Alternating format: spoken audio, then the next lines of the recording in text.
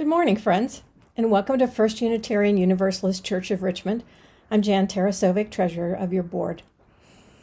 I wrote this on Tuesday, which was an absolutely stupendous day, full of gentle breezes and dogwoods and azalea and backyard birds.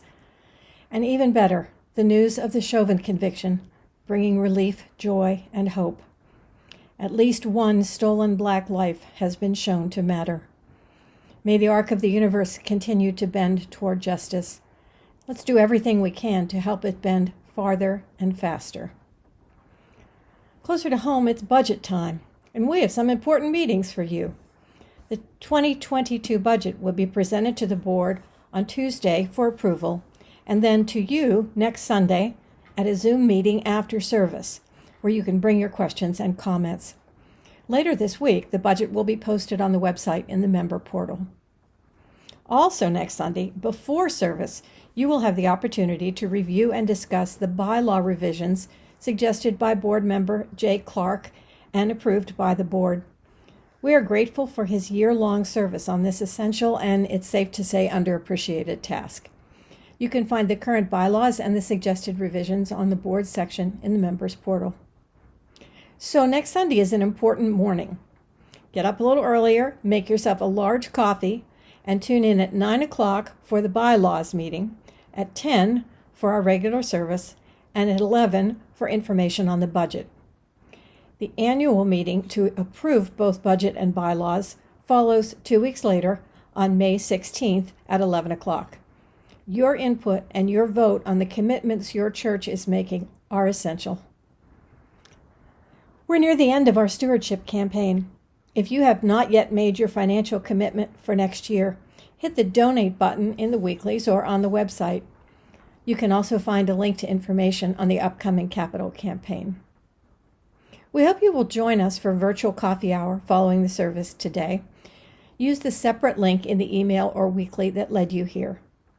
Newcomers and visitors, stay up to date on First UU by subscribing to our newsletters.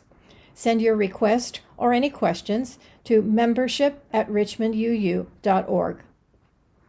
I hope your life continues to be full of good weather, good news, and good acts.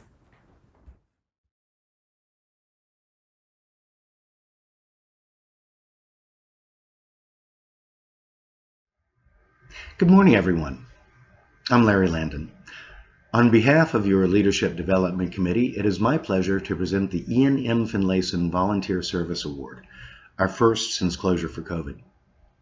This award is the highest recognition First UU of Richmond presents to members of our community who provide exemplary volunteer service that embodies the 7 principles of Unitarian Universalism. Our current recipient, by unanimous acclaim, is Rick Williams. When speaking with Rick, you'll discover there are 2 particular chords that intertwine throughout his life: service and music. In service, Rick is always ready, willing, and able to step up and lend a hand wherever he can, particularly in regard to those who on their own aren't able to get the help they need. So by day, Rick works as a clinical psychologist with the Veterans Administration, ensuring our veterans receive the support they need to survive after giving so much of themselves for our country. In music, Rick is a virtuoso not only in guitar, steel guitar, ukulele, and mandolin, but also in mixing and mastering music and video recording. Working with our music director, Diane Woodruff, and our fine musical and technical talent, Rick has helped raise the quality of our online music program to the wonderful level that uplifts and empowers us each week and draws others to us. Rick has asked that we remember a salient lesson from his first visit to First UU. It's a lesson in radical hospitality. One Sunday in December 2017, Rick visited us for the first time, arriving for the 9 o'clock service. Almost immediately, one of our choir members, Gil Sigmund, greeted him and began conversation. Diane Woodruff soon joined in, and the 3 engaged in a lively discussion of our music program. In the service that morning, Margaret Stokely was playing, and Rick said to himself, "She's good." During coffee hour, conversation with Diane continued, and Rick stayed for the 11 o'clock, sitting with Gil Sigmund. Reverend Jean recognized him from the first service and nodded to him. New Beginning was singing that morning, and they blew him away. That Wednesday night, Rick attended choir practice and joined singers. The following Sunday, Rick was able to hear Jamie Kirkpatrick play the special music and realized what a musical powerhouse we have here. And Reverend Jean publicly welcomed him and introduced him to the congregation. Since then, we've come to see what a valuable addition he is to our community. The message that Rick wants to impart is that each of us is a Pandora's box, filled with the pains and blessings of life, looking for someone to turn the key, unlocking us to open, revealing who we really are and what we have to offer. This is the essence and reward of radical hospitality, and it flows by our living the 7 principles. Rick, we are ecstatic that you have joined our community. In a relatively short period of time, you have been bestowed with the highest volunteer service recognition we have to offer. As soon as the church office is open, you will be able to select your choice of volunteer service ceramic chalice made by our own Joan Lewis and Nancy Pratt. Thanks again, Rick, and please keep up the great work.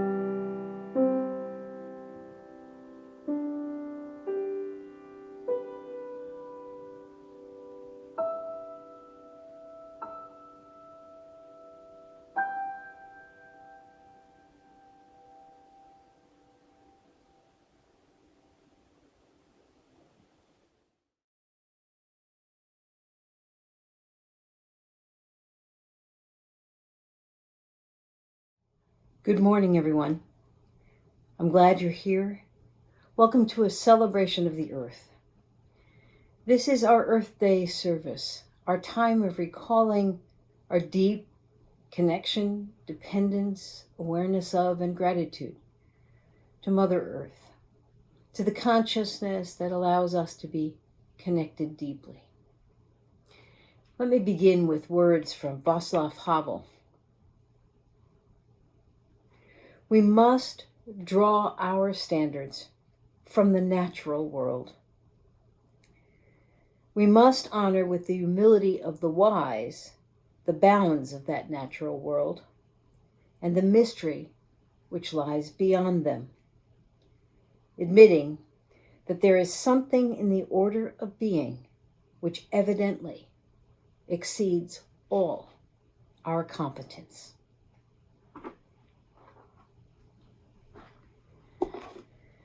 Let us honor the bounds of Earth, which do exceed our competence, but require our contemplation, lest we become those who take it beyond what it can be. In this year in which we have been a bit kinder to the Earth, a bit gentler, in this year in which the spring came as it used to, colder, cooler, and longer,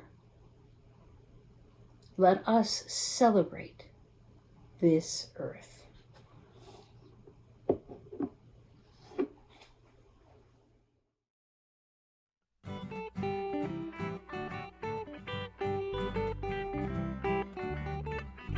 We come from the fire, living in the fire. Go back to the fire, turn the world around. We come from the fire, living in the fire. Go back to the fire, turn the world around.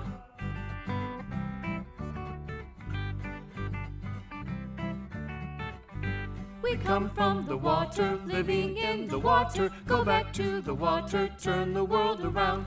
We come from the water, living in the water. Go back to the water, turn the world around.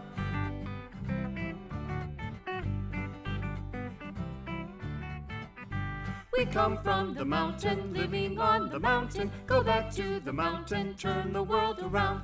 We come from the mountain, living on the mountain. Go back to the mountain, turn the world around. Oh, so is life. Oh, so is life. Oh, so is life. Oh, so is life.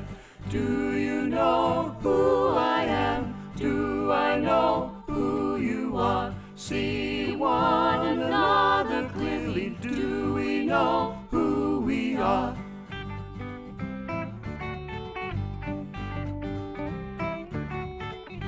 Water make the river, river wash the mountain. Fire make the sunlight, turn the world around. Heart is of the river, body is the mountain. Spirit is the sunlight, turn the world around. We are of the Spirit, truly of the Spirit. Only can the Spirit turn the world around. We are of the Spirit, truly of the Spirit. Only can the Spirit turn the world around. Oh, so is life. Oh, so is life. Oh, so is life. Oh, so is life. Oh, so is life. Oh, so is life. Oh, so is life. Oh, so is life.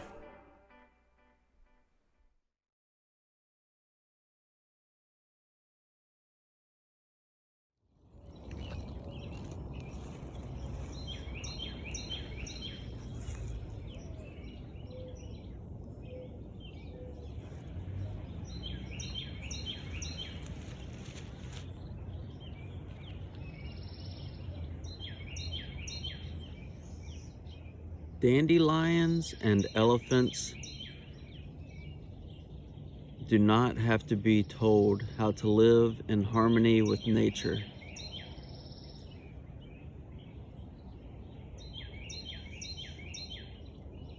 Dandelions and elephants are living as virtuous as they can.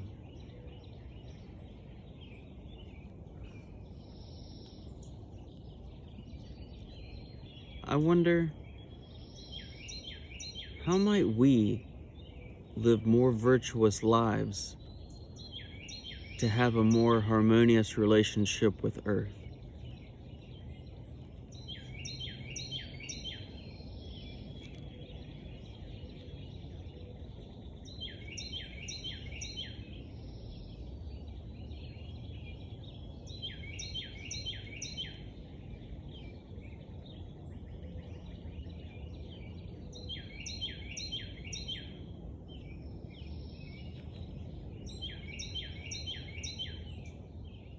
Dandelions and elephants have definitions of enough.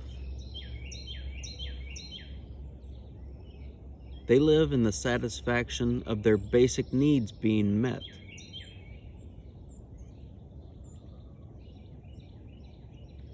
I wonder, what are our basic needs? And what is our definition of enough? What must they be to live a more harmonious relationship with Earth?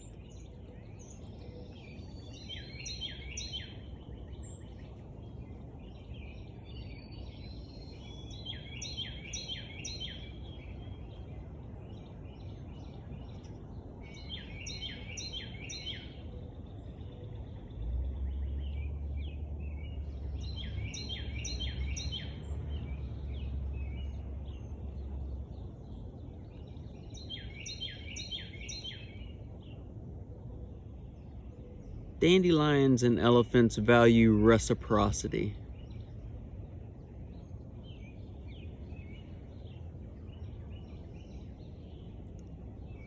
And I wonder, what does reciprocity look like from humans to have a more harmonious relationship with Earth?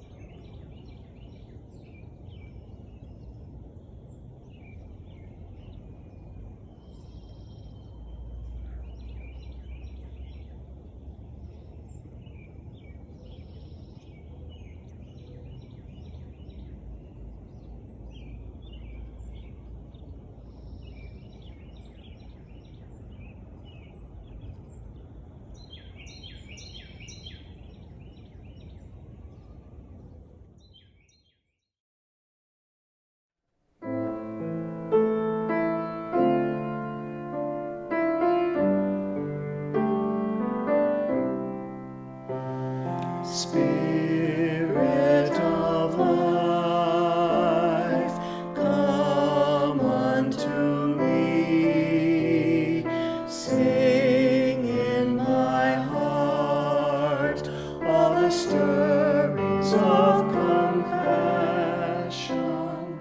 Blow in the wind, rise in the sea. Move in the hand, giving life the shape of justice. Roots hold me close, wings set me free. Spirit of life, come to me, come to me.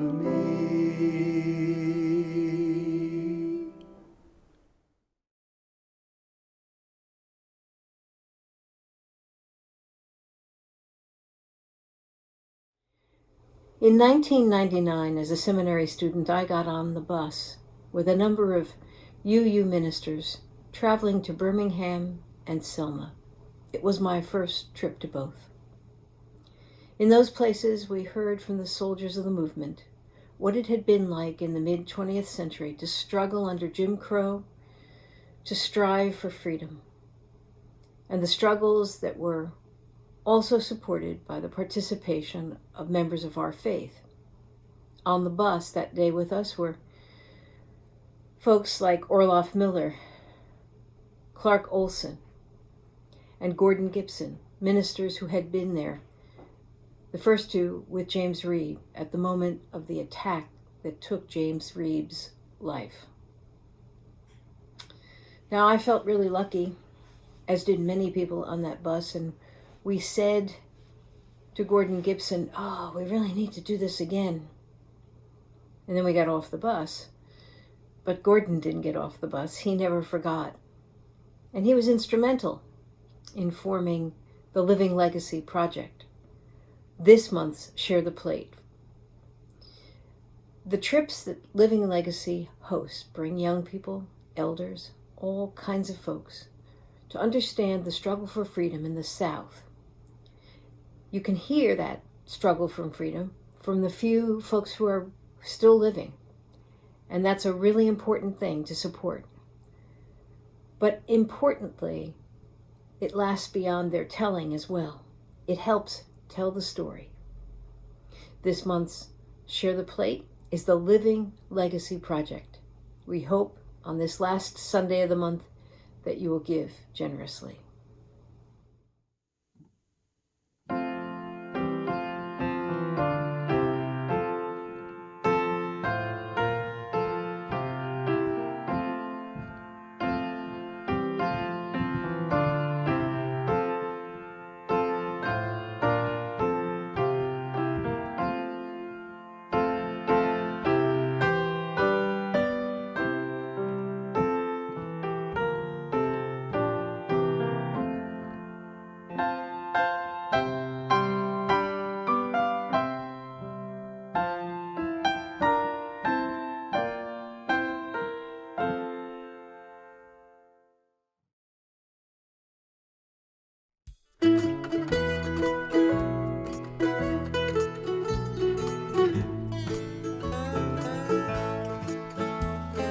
Leo B had a big idea, something that would last for 1,000,000 years. You see, someday we will disappear, but the big idea will still be here. You got to use it again, baby, don't you throw it away. Now who could imagine everything it would bring? You can turn that plastic into any old thing. It's so convenient, you just can't beat it. If it gets in the ocean, then the fish start to eat it. You can use it again, baby, don't you throw it away. Now a turtle can't swim and a bird can't sing when they're stuck in the hole, the six-pack ring. We got bottles and bags, caps and cups. We got too much stuff, we gotta clean it up. You gotta use it again, baby, don't you throw it away. Well, now the face of the planet, as far as I can see, well, it could use a little plastic surgery.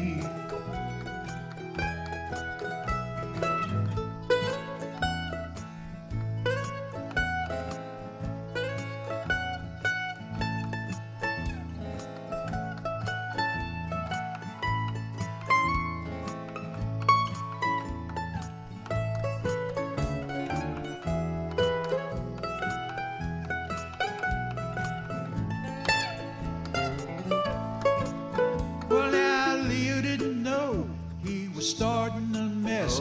How it all turns out is anyone's guess. I use it all the time, I must confess. But if I care a little more, I use a little less. You got to use it again, baby, don't you throw it away. 'Cause it's a beautiful world, baby, don't you throw it away.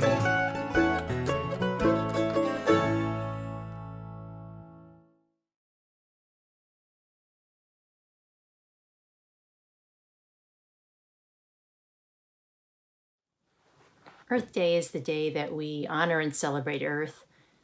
But I have to admit, I'm kind of ambivalent about the whole thing because it feels more like something we are supposed to do and check off our list so we don't have to attend to it the rest of the year.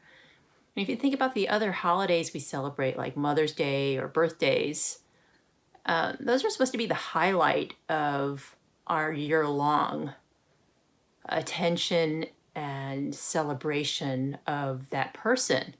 And if you think about it, if you just treated that holiday as just something to get out of the way and be done with that all year, it's just not going to go well because it's about the relationship and our care and how much we value that person in our life.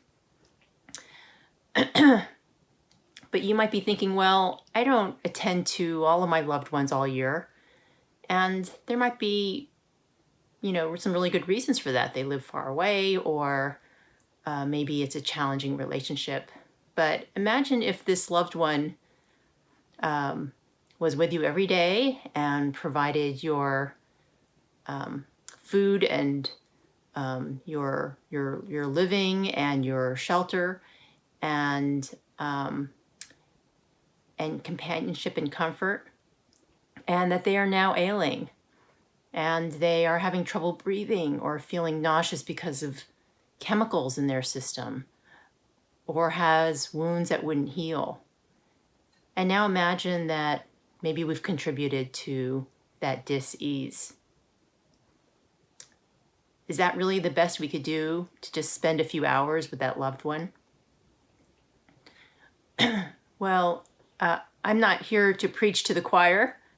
I know that UUs are among the ones that are most committed to care and protection of Earth. So I'm really here to commend you and to celebrate your commitment and care for the one that has always provided for us.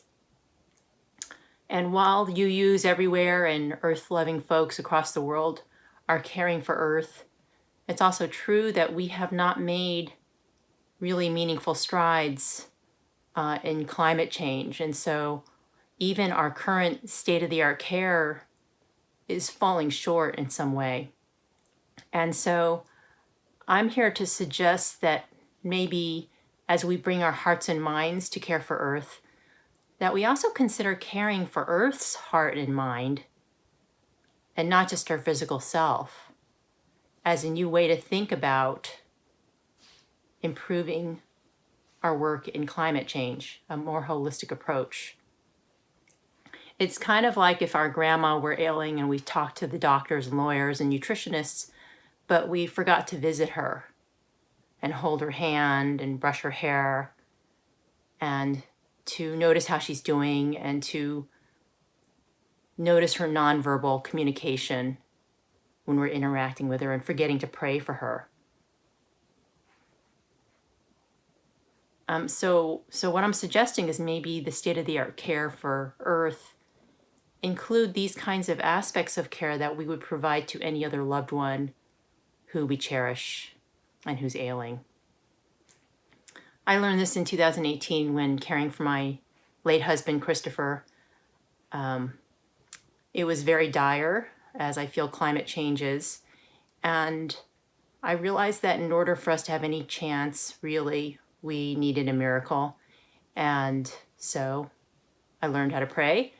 And we also needed to bring all the resources to the table. So the spiritual, but also the emotional and psychological. So I made it one of my highest priorities to make him feel safe, loved, and cared for, because if he didn't feel safe, loved, and cared for, he wouldn't want to heal, and he wouldn't be able to bring all his resources to his healing. And while I was there caring for Christopher, 500 miles from home, from Richmond, where my family and friends were, it was Earth that was caring for me. And ironically, she welcomed me with open arms when I'd spent most of my life ignoring her and taking her for granted. And she was there while I sat in my Florida room, hour after hour, day after day. I sat with the forest and the creek and the hawks and the deer. And she babbled at me, she chirped, she twinkled, she buzzed. She was there, and it didn't matter what I looked like, what I smelled like, what kind of foul mood I was in, or even that I hadn't been there for her my whole life. She was there for me, and she always has been, and she never complained, and she never asked for anything in return. So in explanation, not my defense, I think like most people, I'd spent my whole life being taught that we squirrel ourselves away in our homes and cars and with our entertainment, our technology, and that we are physically separate from Earth. And it seems like our minds have also decided the same thing, that we have decided that we are not part of Earth. But what part of us is really separate from Earth? We breathe her air, drink her water, eat her food. Even the barriers we create are created from her land. There's no separation. We are not only in relationship with Earth, we are immersed in Earth. We are part of Earth. And whether we recognize it or not, that connection is not just physical, it's psychological, emotional, and spiritual. Even though those connections are unhealthy for many of us, maybe most of us collectively, and not evident, those connections still exist.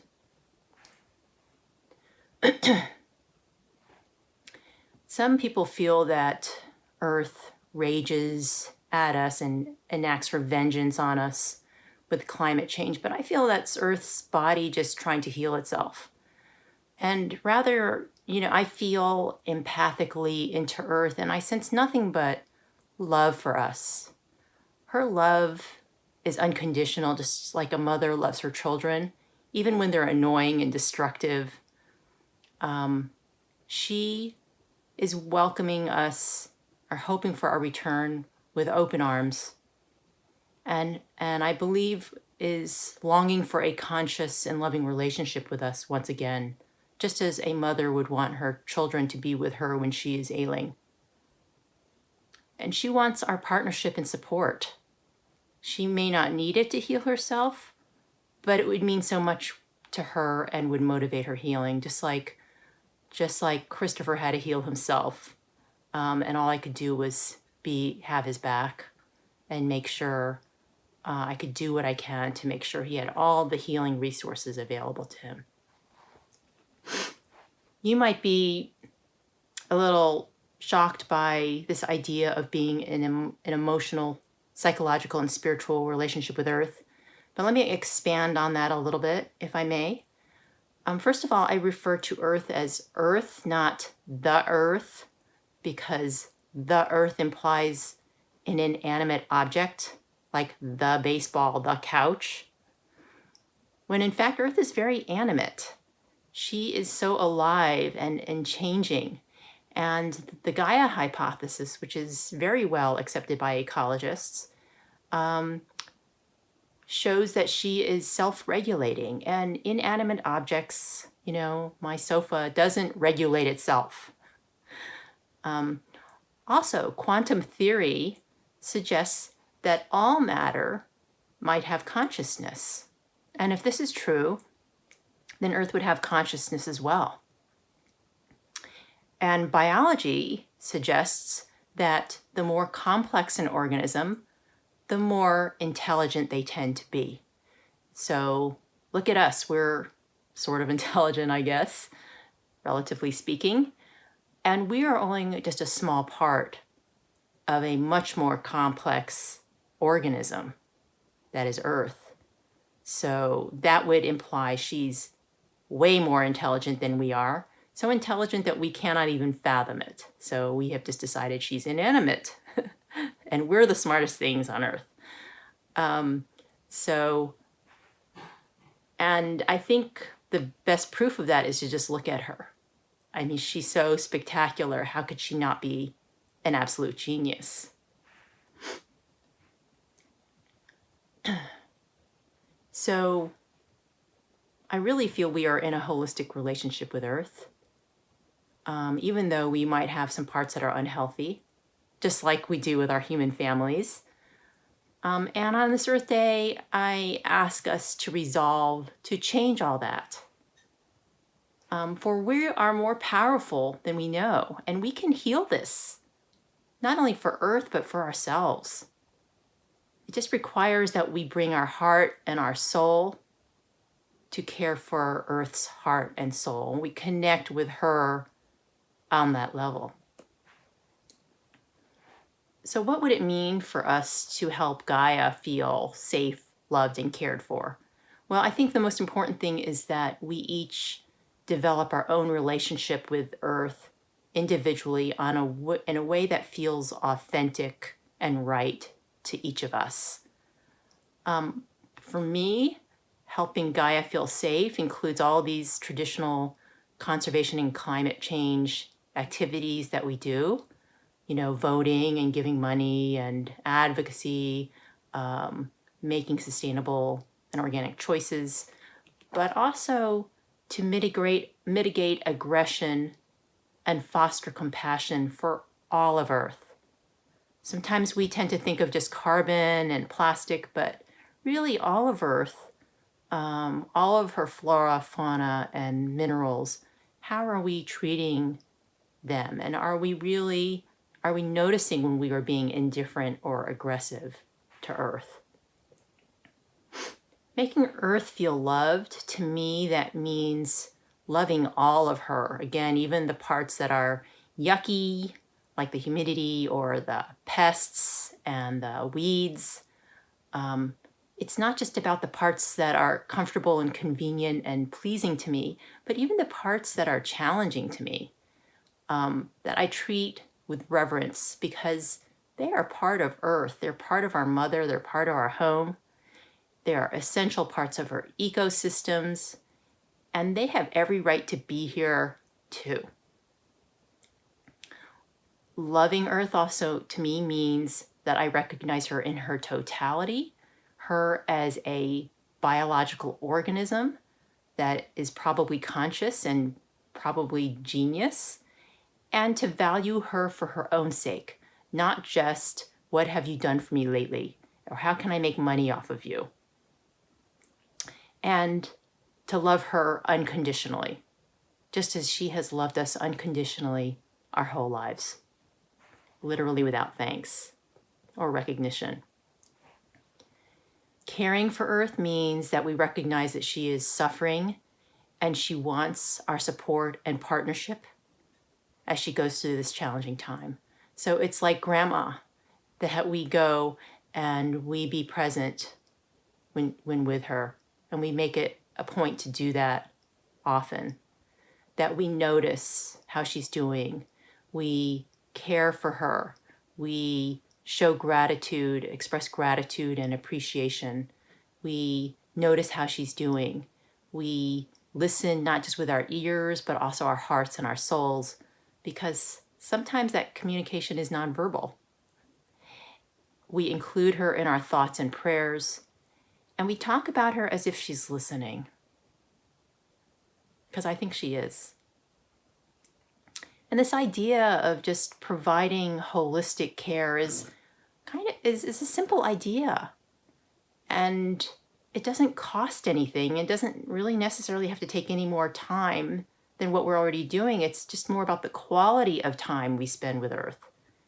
And I feel it can be powerful beyond belief. Just imagine transforming a relationship in your life where there's indifference to this type of noticing and caring and cherishing.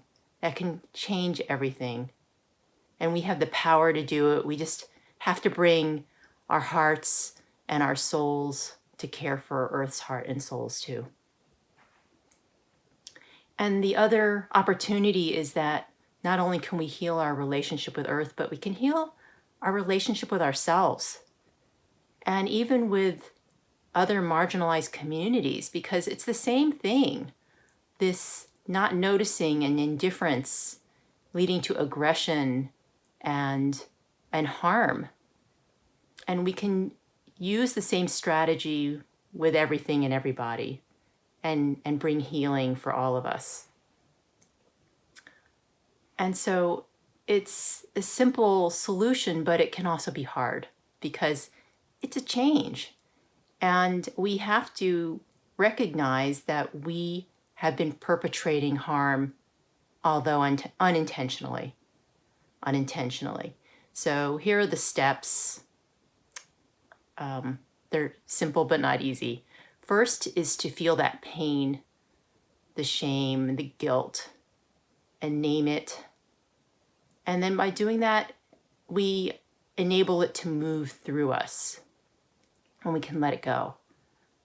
And on the other side of that is the second step, which is forgiveness. We forgive ourselves for forgetting and being neglectful. And maybe even forgive the other because just like our own parents, sometimes Earth does not provide us everything the way that we want it or feel we need it. So we might have to forgive Earth too. And the third step is to make amends and to provide that care and be intentional about it, like decide what do I want to do and how, and then really commit to it. Say, this matters. This is a game changer. Earth deserves this. And to include her in our prayers and thoughts as part of that. It's funny, as I've aged, I've gotten less cynical, not more.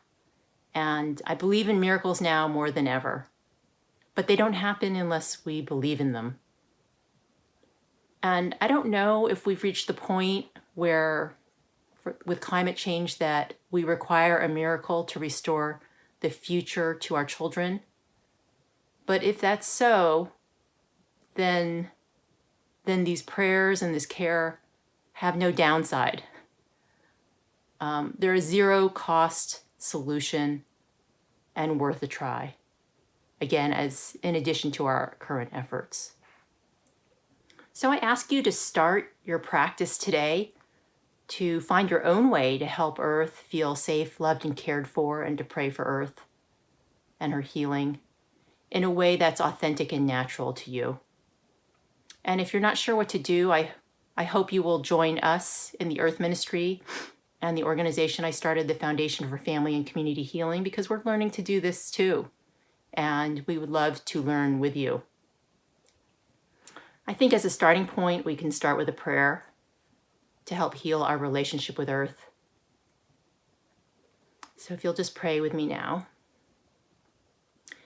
Spirit of love and light, please help us to be the ones to care for Earth in the way she's meant to be cared for. Help us be the ones to bring enlightenment to others about the care and love that Earth needs and deserves. May we be the ones to set the right example for restoring a loving and reciprocal relationship with the one that has always provided to us unconditionally and without asking for anything in return. Blessed be. I hope you will start your practice of engaging in holistic relationship with Earth, that you grow it, deepen it, and share it with others.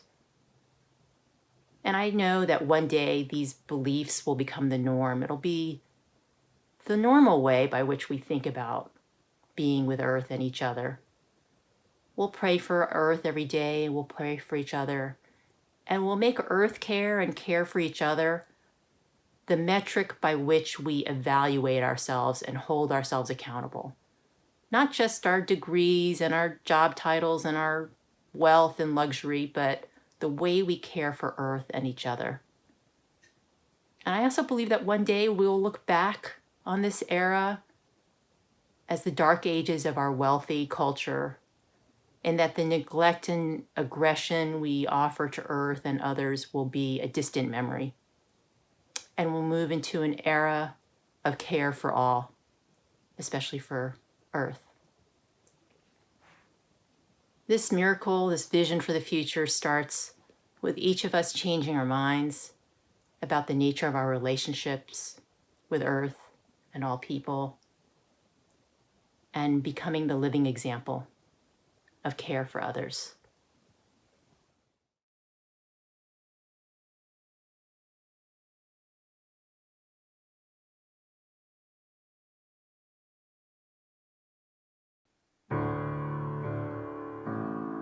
The wisdom of the great Chief Seattle reminds us all things are connected. Whatever befalls the earth befalls the children of the earth. All things share the same breath. The beast, the tree, the man, the air shares its spirit with all the life it supports. We did not weave the web of life. We are merely a strand in it. Whatever we do to the web, we do to ourselves. This we know. All things are connected. All living things share the same breath. All things are connected. The air shares its spirit with all life.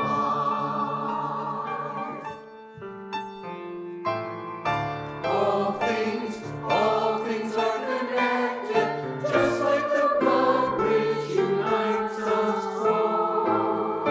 All things are connected, whatever befalls the earth befalls the children of the earth. Treat the earth well. It was not given to you by your parents. It was loaned to you by your children. We do not inherit the earth from our ancestors. We borrow it from our children.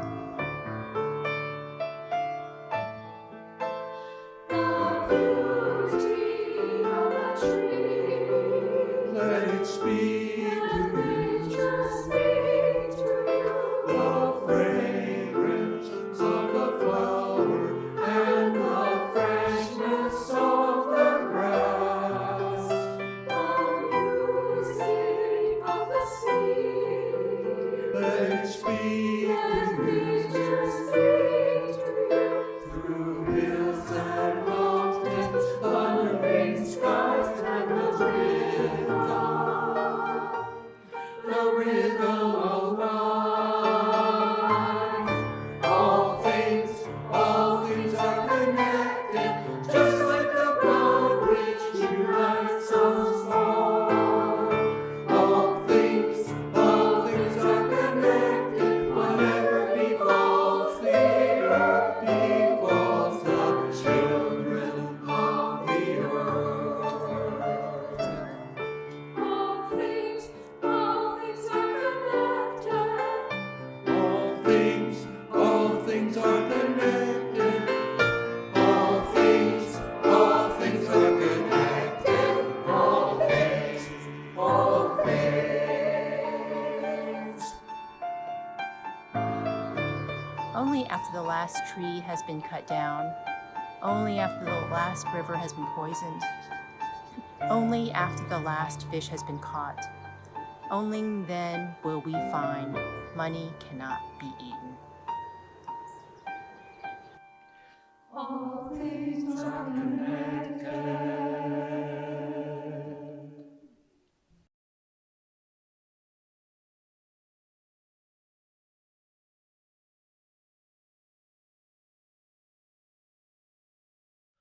Good morning, friends. I'm Margaret Rush, Congregational Administrator and co-lead on this year's Generosity Time, our annual stewardship campaign. We are approaching the end of the campaign, and for those of you who have already pledged, there are about 110 families and households that have pledged. Thank you, thank you, thank you. We really need that. We're most appreciative. For those of you who are in the set it and forget it auto pay camp, also many thanks. We appreciate that. You help provide a reliable income stream to help us keep the work going. And I'm appealing now especially to those of you who are of the procrastinators camp. Now is your time. We've got 5 more days in the campaign, and we really would love to have 100% participation from the whole congregation. And we appreciate all that you do, all that you give, all the work that you do for this congregation. We are all still in this together, and we appreciate everything that you do to help us build beloved community here in Richmond and in our wider world. Thanks, everyone. Thanks so much.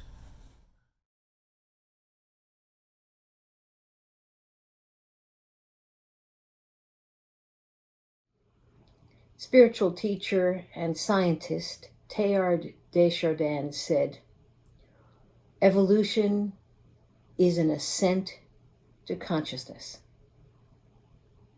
This week, as you go about your life, remember that we are all struggling to ascend into a consciousness that helps us to understand our creatureliness, our relationship to the earth, and our commitment to see it healed, whole, at least not pushed beyond its boundaries by humankind. Pick one thing and do it, and that will be great. Have a blessed week. Enjoy your family, your friends, the weather. Be safe, and we'll see you next week right here.